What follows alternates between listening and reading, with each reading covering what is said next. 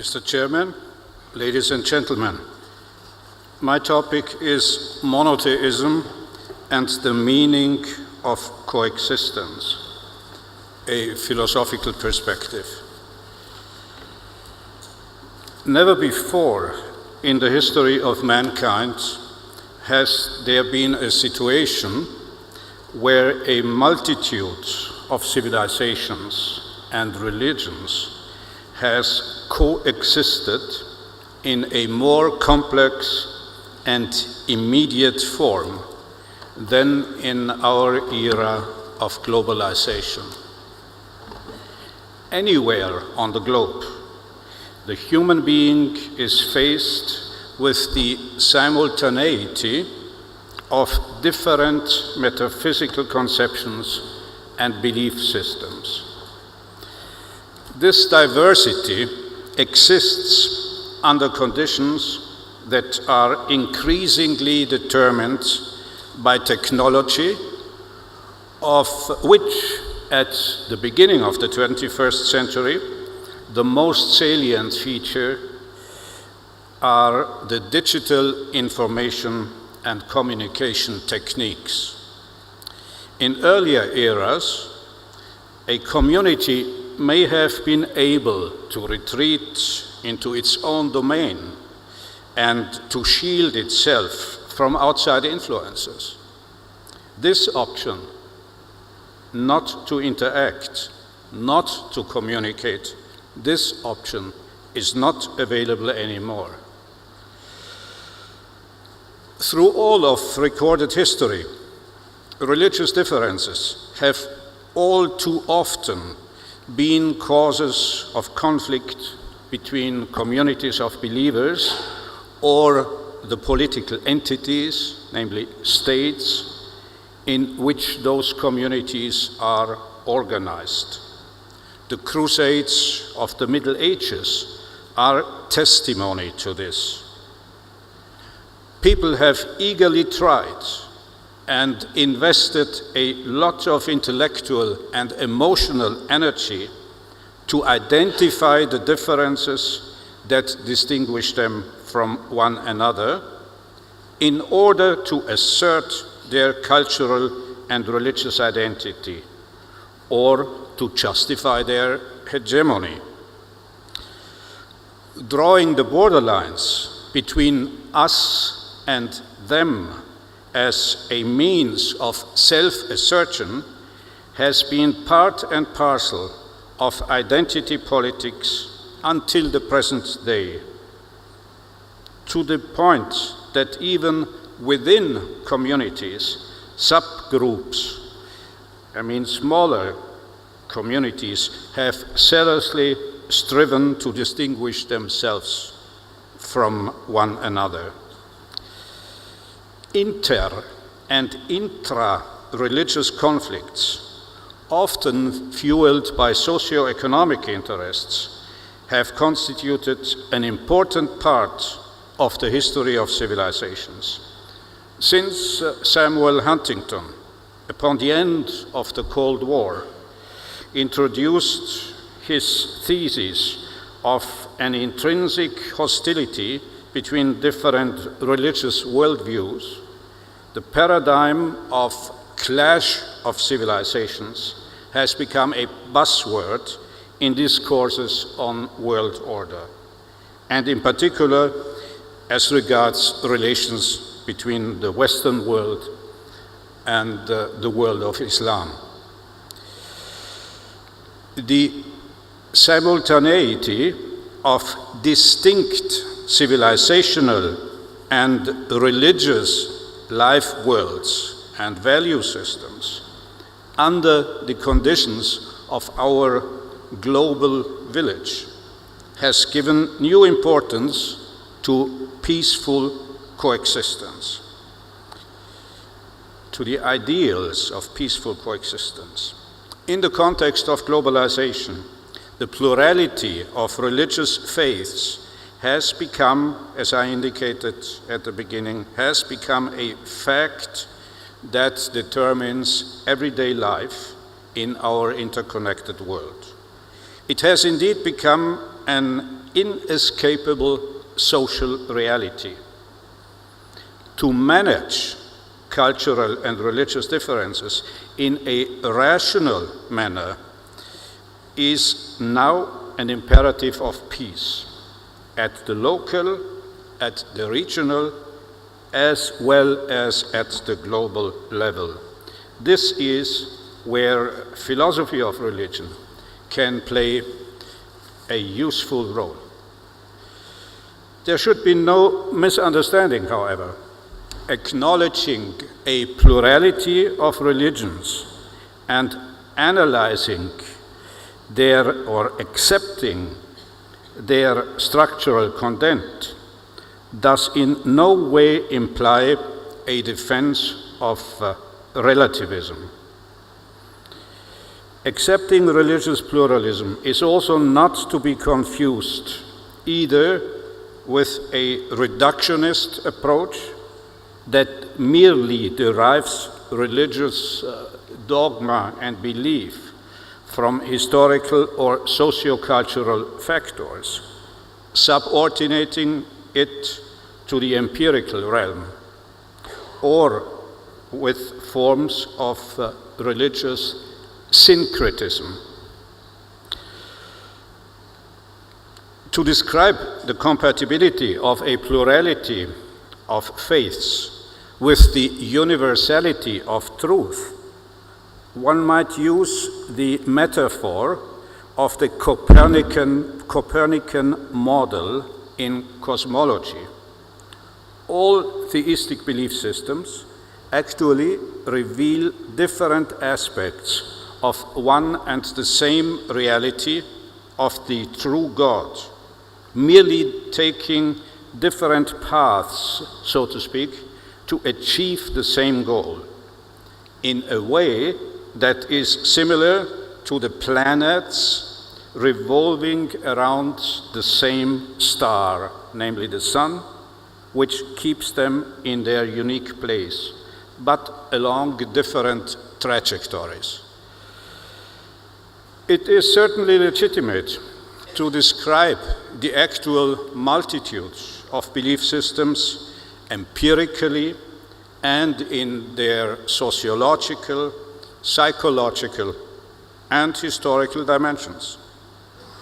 But only a deeper phenomenological approach will help us to understand religious experience as a comprehension of the world sui generis and to grasp its inherent metaphysical truth in a manner that allows us to reach an understanding of ourselves in the context of the cosmos, the universe. Just to give one example, the classical Aristotelian notion of the supreme being as the proton kinon akineton, translated the first unmoved mover, this notion has, through the ages, informed metaphysical thinking in different religious and civilizational contexts. General ontological concepts that transcend, that go beyond cultural differences, indeed allow the philosopher to undertake a structural comparison between distinct systems of faith and their metaphysical notions. And subsequently, they help the believer to better define and defend his own position. A logical point can also be made in this ontological context, namely in regard to the ultimate truth that is expressed in and conveyed through the three monotheistic religions. And I mean by this the following. If there exists only one God, then this God must be one and the same for all. There cannot be three different gods for Jews, Christians, and Muslims. Only three different perceptions of God or manifestations of truth in the context of the respective revelation.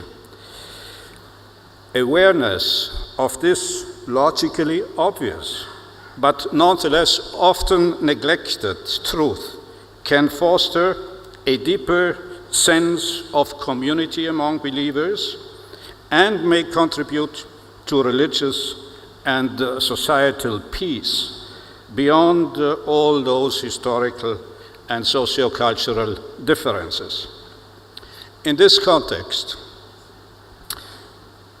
let me recall a message from one of our religious leaders in Austria, the late Cardinal Franz König, Archbishop of Vienna, underlined that, and I quote, "Particularly today, a discussion between Islam and Christianity on monotheism has a beneficial function and should contribute towards the reduction of suspicion, towards the understanding of the peoples of the world, and the peaceful coexistence of nations." End of quote. He made these remarks in a message addressed to the First International Conference on the concept of monotheism, Tawhid, in Islam and Christianity, which I organized in Rome in the year 1981. I had then characterized the aim of this undertaking, namely an analysis of the central metaphysical notion of monotheism, as to deepen one's own self-comprehension or self-understanding through the encounter with and respect for other religions and cultural traditions.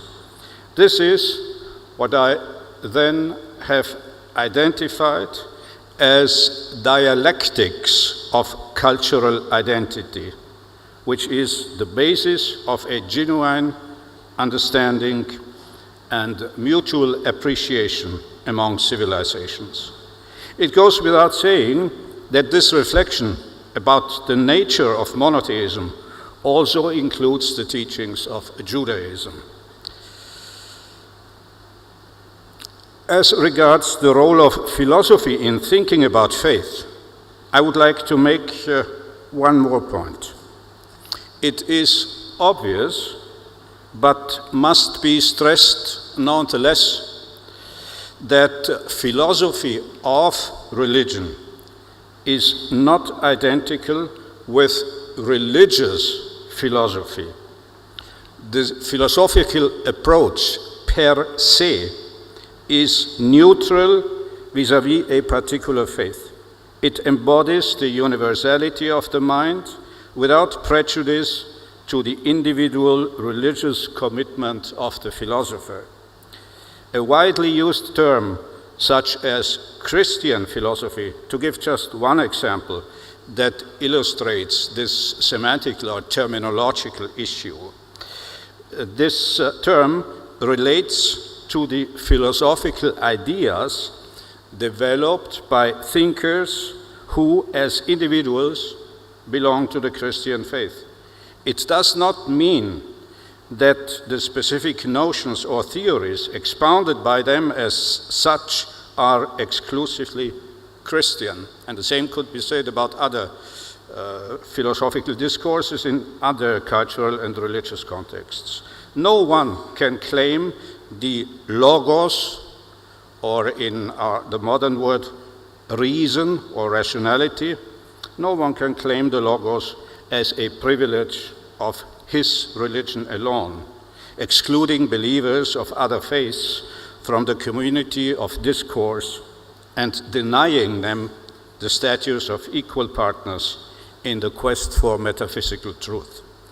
Any exclusivist approach is intrinsically alien to the philosophical mind in whichever historical or sociological context. Endowed with the capacity of self-reflection, which cannot merely be reduced to the physical realm, as for instance evolutionary epistemology tried to do. Endowed with this capacity of self-reflection, the human being has always striven for the ultimate truth and meaning of life. The search for the transcendent has united thinkers of all civilizations throughout the ages. This genuinely philosophical quest is based on experience and reason in a comprehensive sense, and not only in the meaning of European enlightenment.